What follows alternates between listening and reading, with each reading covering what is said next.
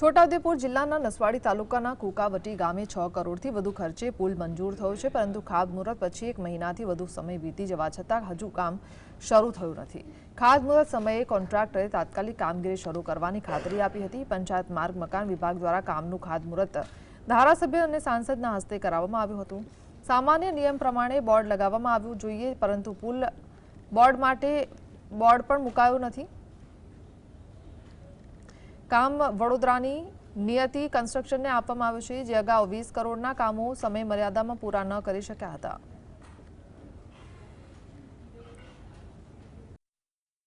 कुकावटी पुलનું ખાતમુહૂર્ત થયા 1 મહિનો થયો, ત્યાર પછી ડાયવર્ઝન બનાવ્યા પછી ડાયવર્ઝન પૂર્ણ કરીને હજુ સુધી પુલનું કામ ચાલુ કરેલ નથી।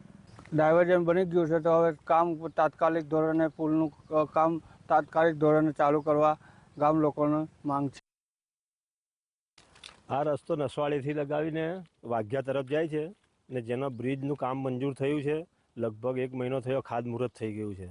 લગભગ 6 કરોડ 75 લાખના ખર્ચે આ કામ મંજૂર થયું છે અને હાલમાં ડાયવર્ઝન બની ગયું છે।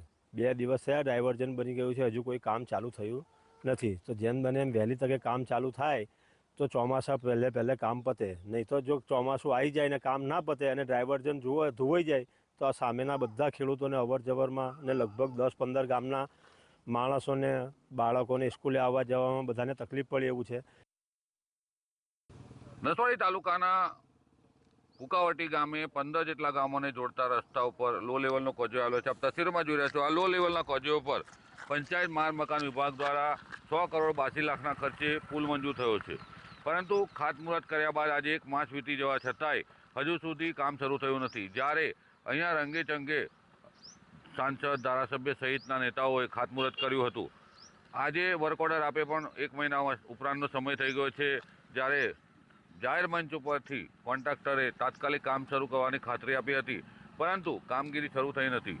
વડોદરાની જે આ કંપની છે તેને કોન્ટ્રાક્ટ આપવામાં આવ્યો હતો અને આજે આ કામ શરૂ ના થતાં લોકો એક માંગ કરી રહ્યા છે કે ચોમાસા પહેલાં કામગીરી થવી જોઈએ, કારણ કે ડાયવર્ઝન જે બનાવવામાં આવ્યું છે તે કાચું ડાયવર્ઝન બનાવવામાં આવ્યું છે, પાકું ડાયવર્ઝન નથી। ચોમાસામાં આ ડાયવર્ઝન ધોવાઈ જશે અને 10થી વધુ ગામોના લોકો હેરાન પરેશાન થઈ જશે। જ્યારે અધિકારીઓ કરોડો રૂપિયાના કામો મંજૂર થાય છે, પરંતુ સમયસર કામગીરી કરાવી શકતા નથી, તેનો આ વરવો નમૂનો છે। રફીક ધણીવાલા।